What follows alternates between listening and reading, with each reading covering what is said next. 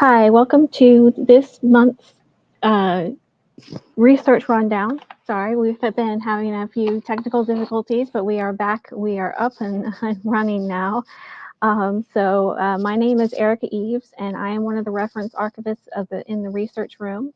Today, I will be talking about some of the common myths in genealogy that are true or need to be better understood. Every family has their stories. There's some stories that can get blown out of proportion or mixed up over time. So you just kind of got to be cautious and be prepared to find the truth, whether it matches family lore or not. So our first myth is one that's fairly common. My name was changed at Ellis Island. This is actually very unlikely to have happened. As documentation for each immigrant was originated in their own country of origin. So their shipping companies kept careful records to ensure their passengers had proper documentation before they even got on a ship to head to America. And so because of this, the immigrant was less likely to be sent back on the shipping company's dime if their paperwork was not correct. So, and then at port in America, those immigrant inspection clerks would then use the travel documents that were brought with them to ask questions and determine the status of the immigrant. There are also numerous interpreters on the site to help with any communication issues and to read any documents that the clerks could not. Many of those who worked on Ellis Island, especially the interpreters, were immigrants or children of immigrants who could help interpret their native languages, and in some cases, other languages as well. There were around 22 common languages that came through Ellis Island. This included Italian, Polish, Ukrainian, Slavic, German, Yiddish, French, Greek, Hungarian, Russian, Croatian, Romanian, Swedish, Portuguese, Bulgarian, Czech, Spanish, Armenian, Arabic, Dutch, Norwegian, and Chinese. Most names were changed after an immigrant was allowed into America, and they had decided to change their names to better assimilate into their new societies. Now, misspellings and other issues could occasionally occur, but this processing procedures on the Ellis Island, but this was rare, and it was even more rare for a name to be changed by a clerk to Americanize the immigrant. Again, if they wanted to Americanize them, it was usually done by themselves.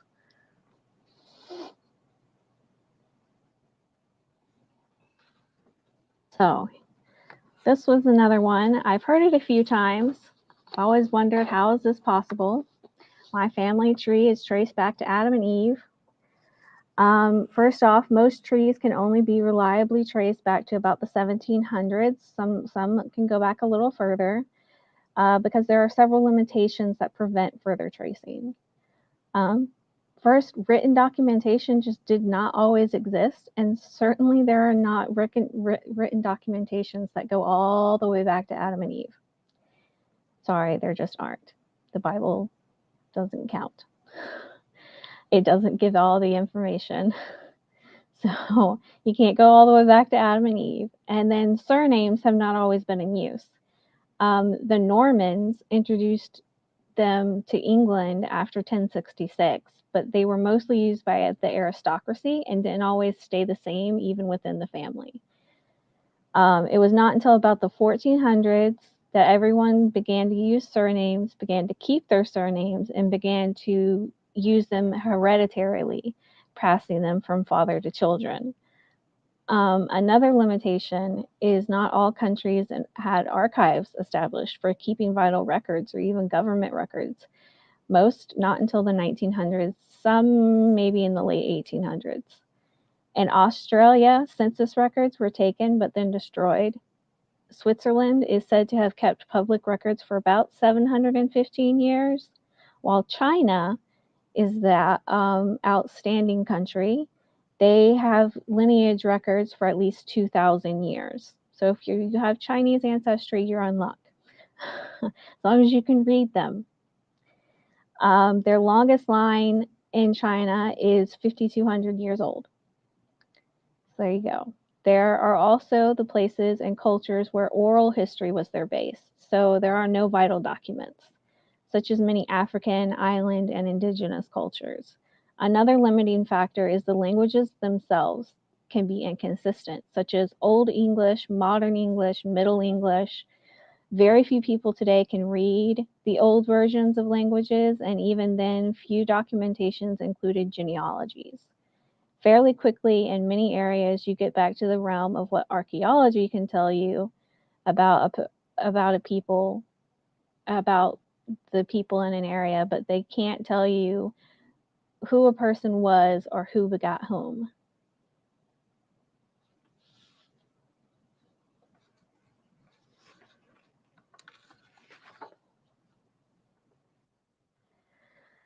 Okay, this one can be a little tricky. I found my family's coat of arms. According to rules of heraldry from the College of Arms in England that governs the coats of arms, there is no such thing as a coat of arms for a specific surname. So a coat of arms, which includes the crest, sometimes called a family crest, which includes the crest, is the same, they're all together, is granted to a specific person, and that person is allowed to pass it down to legitimate male line, but it's not necessarily passed on to everyone with that surname, which is why you can find different coats of arms that seem to be for the same surname. Many people throughout history have used a coat of arms ornamentally without caring or if they were accurate or even having the right to use them. Having the hereditary right to use a coat of arms is rarer than you might think. Only the highest classes of people in Europe even had coats of arms. A person who can prove a direct link to a legitimate line holding a coat of arms may receive permission from the College of Arms to use it in their own right. And Americans who can prove a direct legitimate descent from a subject of the British Crown during a period of British rule can petition for the College of Arms for an honorary coat of arms that can be passed down the male line. Now, a coat of arms has also been called the family crest, like I mentioned earlier. However, this is also inaccurate. The crest is actually a part of the coat of arms. It's not the same thing as the coat of arms itself. There are companies today that will make you a coat of arms or a family crest, but beware of those that claim they are ancient coats of arms because those are usually scams. Only the College of Arms in England can tell you if you have a right to an ancient or hereditary coat of arms. If you do have a coat of arms created for your family, you be sure to document where it came from and the meanings and symbols that were used.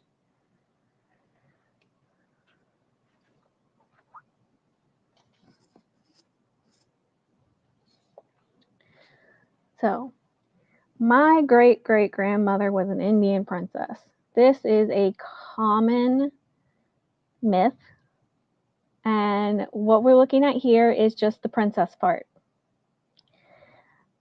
This seems to be a fairly common claim. Native American tribes did not have royalty. That was a mistake that Europeans made, assuming that they followed similar social rankings as that they did back in Europe. So one example would be Pocahontas, who was treated like a princess when she was in Europe because she was the daughter of a chief. The chieftains did not follow family lines in Native American society, and the phrase Indian princess can actually be traced to be used as a derogatory or racial slur against female natives and females who married natives. I know a person who was looking through their family line and they thought they had a great grandmother who was of Native American descent. They found out it wasn't a grandmother, it was an aunt, and she was being called an Indian princess by the family because they did not agree with the fact that she married a Native American. So that's just one example there.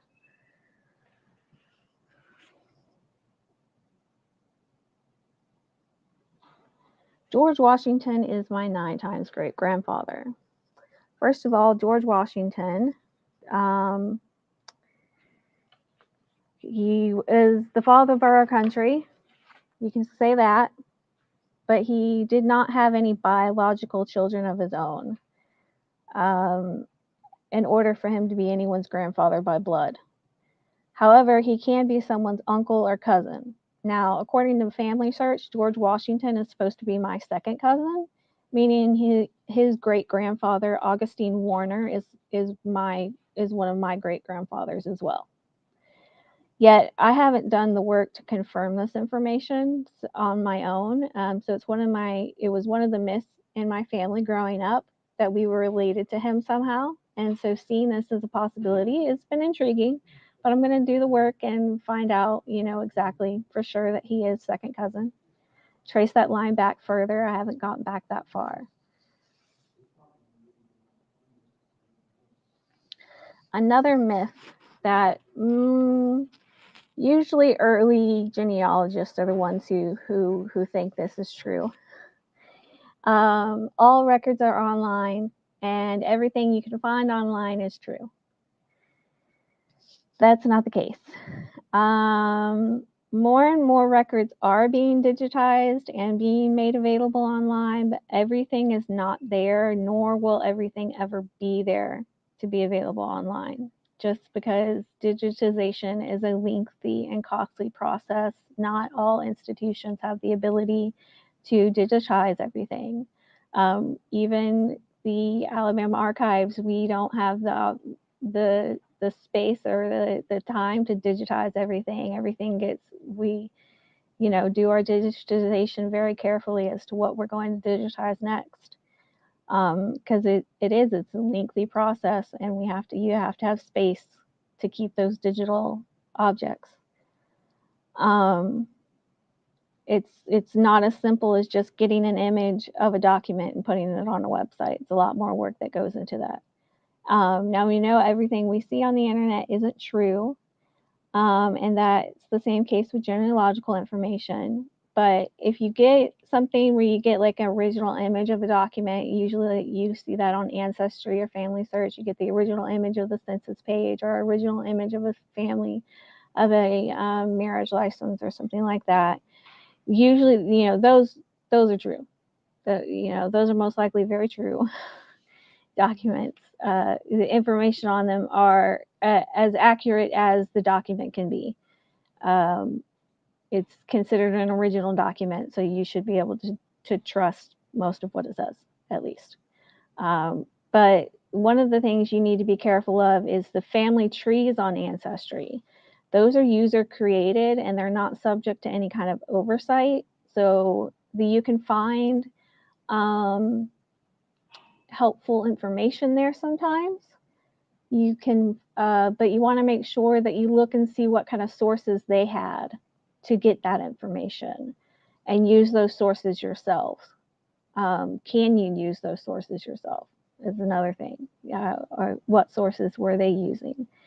So always remember that the original sources, look for those original sources that are available.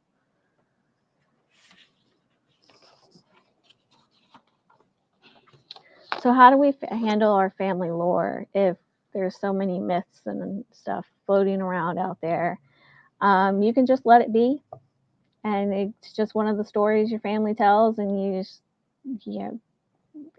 not worry about how much or what, if any of it's true. Or you can investigate the story. Go to your family members, ask them about the story, ask them what they know, and then does anything differ from their different versions? Are there different versions within the family? Write all those down. Write down the different versions and highlight that information. Do the research on the genealogy, but also do the research on the historical, cultural time periods. Keep an open mind for alternatives. For instance, my family, being related to George Washington, we always thought it was through my mother's line, through my grandmother's Ball family, because George Washington's mother is a Ball. So we always thought, you know, okay, we're related to him through his mother. But as we've seen, the family search tree indicates that it's through his great grandfather. So, you know, you never know what to expect. So you just need to, you know, do the research, do the historical background. Like when you're researching, you know, your family's Native American heritage, you want to research that historical background, where there are natives in the area at the time, that kind of thing. Remember, there are no such thing as princesses in Native American history, or princes. And once you've done your investigation and you have the documentation, write it all up, show it to your family. You might not get support from everybody, but you can at least tell them, hey, this is what I found, and this is what, you know, is out there for the documentation for what I found that I believe is true. So that's the end of our research rundown today. I know that was really quick and we started late, but does anybody have any questions?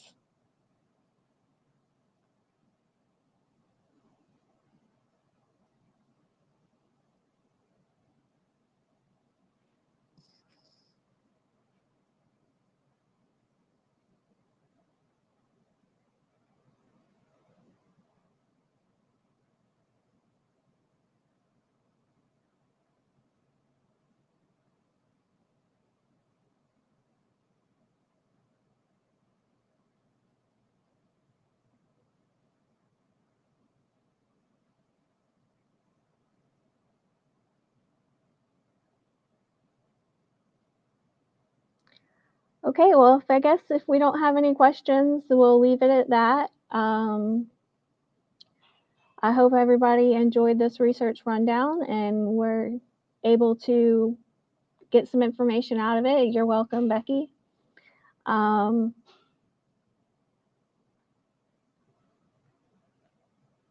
I will